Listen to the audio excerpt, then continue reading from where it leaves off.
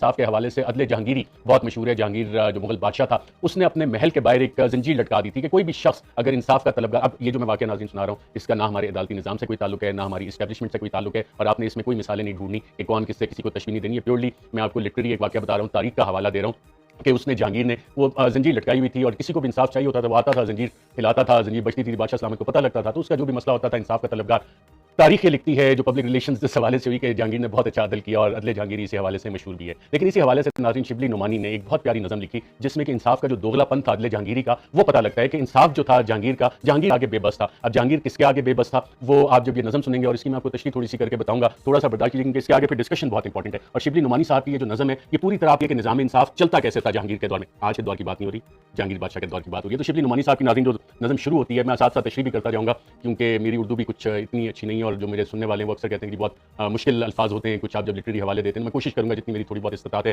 کہ اپنی قومی زبان میں وہ آپ تک پہنچانے کا پورا مطلب اس کا کریں. تو شروع ہوتی ہے ناظرین نظم شبلی نعمانی صاحب کی کثر شاہی میں کہ ممکن نہیں غیروں کا گزر.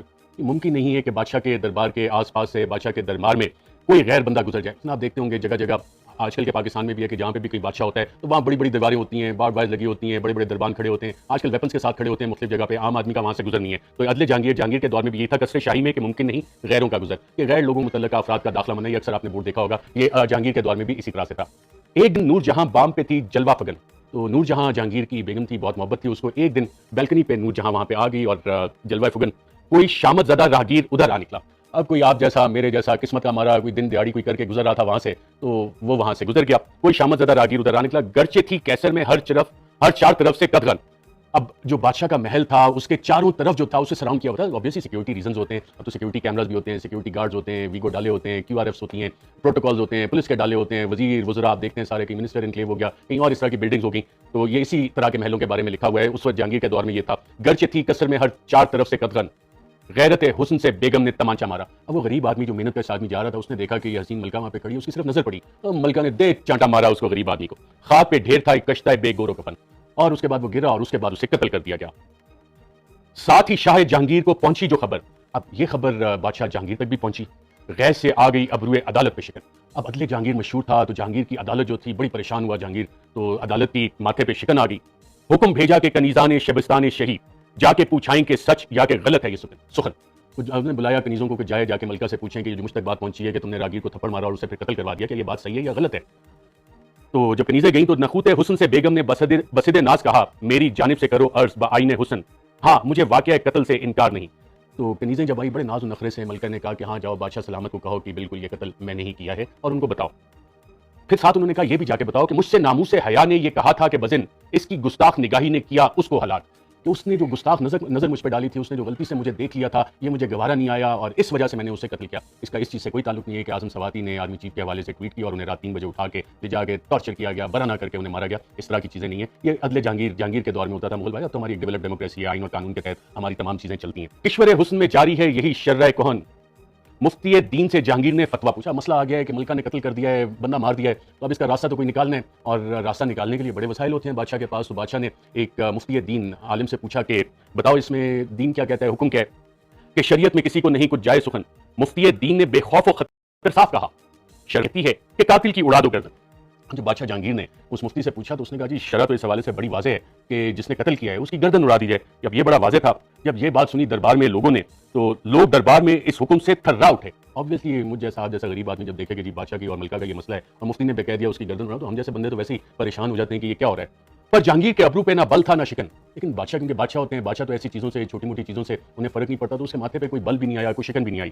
اس نے ساتھ ہی کیا کیا، شبلی نعمانی اپنی نظم میں لکھتے ہیں، ترکشوں کو یہ دیا حکم کے اندر جا کر پہلے بیگم کو کریں بستہ زنجیر اور رسن. حکم دیا اس نے اپنے غلاموں کو کہ جاؤ جا کے بیگم کو زنجیر میں باندھو، رسیوں سے باندھو، پھر اسی طرح اسے کھینچ کے باہر لائیں اور جلاد کو دے حکم کہ ہاں تیغ بزن، اور جلاد کو حکم دیا کہ تلوار تیز کرو. یہ وہی نور جہاں ہے کہ حقیقت میں یہی تھی جہانگیر کے پردے میں شہنشاہ زمن.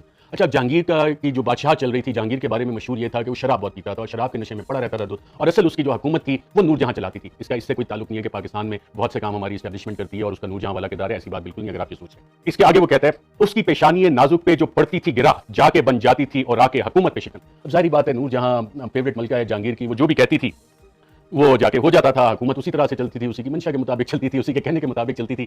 سامنے جہانگیر بادشاہ تھا، پیچھے نور جہاں حکومت چلا رہی تھی. کوئی تعلق نہیں ہے سب سے پردہ قوتوں سے. اب نہ وہ نور جہاں ہے، نہ وہ انداز غرور، نہ وہ غمزے ہیں، نہ وہ اربدائے صبر شکن. اب وہی پاؤں ہر ایک گام پہ تھراتے ہیں جن کی رفتار سے پامال تھے مرغان چمن. اب آگے نور جہاں یہاں پہ پھنس گئی، اور جو اس کی حالت ہے وہ شبلی نعمانی شاعر یہاں پہ بیان کر رہا ہے کہ جس کو اتنا غرور تھا نور جہاں کو، اب وہ آ کے بری طرح سے پھنس گئی. میں آپ کو بار بار کہہ رہا ہوں اس کا کوئی تعلق نہیں ہے ہماری اسٹیبلشمنٹ سے. نور جہاں جہانگیر کی بیگم تھی. تو آگے چل کے شاعر کہتا ہے، ایک مجرم ہے کہ جس کا کوئی حامی نہ شفیع، ایک بیکس ہے کہ جس کا نہ کوئی گھر نہ وطن. اب مجرم کا ظاہری بات ہے کوئی حامی نہیں ہوتا. نور جہاں نے حرکت ہی ایسی کی کہ اس وقت اسے کوئی بھی اسے سپورٹ نہیں کر سکتا تھا، اور سبھی لوگ بڑے پریشان تھے کہ کسی نے اس کی حمایت نہیں کی. خدمت شاہ میں بیگم نے یہ بھیجا پیغام. اب یہ خفیہ پیغام رسانی جو ہوتی ہے، جو آج کل بھی چلتی ہے، آج کل کے دور میں، وہ اس دور میں بھی چلتی تھی. تو بادشاہ کو ایک خفیہ پیغام بھیجا گیا نور جہاں کی طرف سے. تو اس میں اس نے کہا کہ خون بہا بھی تو شریعت میں ایک امر احسن، کہ شریعت میں خون بہا دینے کی بھی تو اجازت ہے. اب بادشاہ کو یہ آئیڈیا بڑا پسند آیا. تو مفتی شرع سے پھر شاہ نے فتویٰ پوچھا. تو جہانگیر نے پھر پوچھا کہ بتاؤ اب اس پہ کیا، اس حوالے سے کیا فتویٰ ہے. تو آگے مفتی نے ظاہری باتیں بتانا تھا. اس نے کہا کہ بولے جائز ہے رضامند ہوں گر بچہ وزن، کہ مقتول کے بچے یا بیگم اگر اس پہ رضامند ہوں تو بالکل خون بہا دیا جا سکتا ہے اس حوالے سے. تو وارثوں کو جو دیے لاکھ درہم بیگم نے، سب نے دربار میں کی عرض کہ اے شاہ زمن. تو بیگم نے 1 لاکھ درہم اس کے وارثوں کو دے دیے. اس کا شاہ رخ جتوئی والے کیس سے بھی کوئی تعلق نہیں ہے، وہ ایک ٹوٹلی ڈفرنٹ کیس. اس میں پتہ نہیں پیسے ملے نہیں ملے. یہ جہانگیر کے دور کی بات ہو رہی ہے ناظرین. تو دربار میں جتنے بھی لوگ تھے انہوں نے کہا کہ ہم کو مقتول کا لینا نہیں منظور قصاص، ہمیں قصاص نہیں چاہیے، ہمیں یہ خون بہانی چاہیے. دربار میں جتنے بھی لوگ موجود تھے انہوں نے یہ بات کی. قتل کا جو رک جائے تو ہے قتل کا حکم جو رک جائے تو ہے مستحسن. اب یہ ملکہ کو قتل نہیں کرنا چاہیے، ملکہ کو معاف کر دینا چاہیے. خون بہا اگر ادا ہو رہا ہے تو ہمیں تو وہ بھی نہیں چاہیے، آپ ملکہ کو معاف کریں. ہو چکا جبکہ شہنشاہ کو پورا یہ یقین، جب عدل جہانگیری کو یہ پورا یقین ہو گیا کہ نہیں اس میں کوئی شائبہ ہیلا و فن، کہ اس میں کوئی اب آر نہیں ہے، شرم نہیں ہے، لوگ بھی اس کہہ رہے ہیں. اٹھ کے دربار سے آہستہ چلے سوئے حرم. آرام سے اٹھے اور ملکہ کے حرم، ملکہ کے کمرے میں چلے گئے. تھی جہاں نور جہاں متعقب بیت خزن، دپتن پاؤں پہ بیگم کے گرا، اور یہ کہا ایک دم نور جہاں کے پاؤں میں جا کے جہانگیر گر گیا، بادشاہ گر گیا ملکہ کے پاؤں میں، اور کہتا تو اگر کشتہ شدی آہ چیمی کردمن، تو اگر مر جاتی تو آہ میں کیا کرتا. یہ ناظرین عدل جہانگیری کی کہانی ہے، جو اس دور میں انصاف ہوتا تھا جب طاقتور کسی کمزور کو قتل کر دے تو عدل جہانگیری بھی وہاں پہ آ کے بے بس ہو جاتا تھا.